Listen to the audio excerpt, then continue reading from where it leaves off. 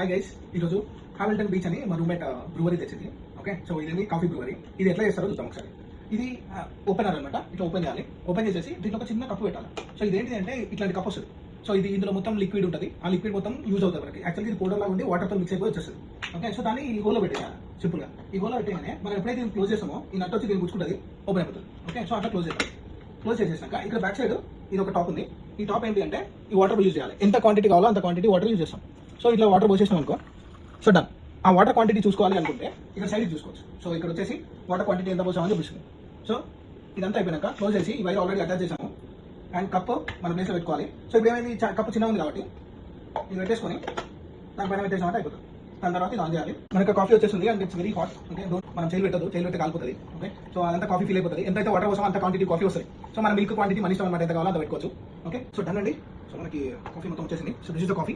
That's it for the video.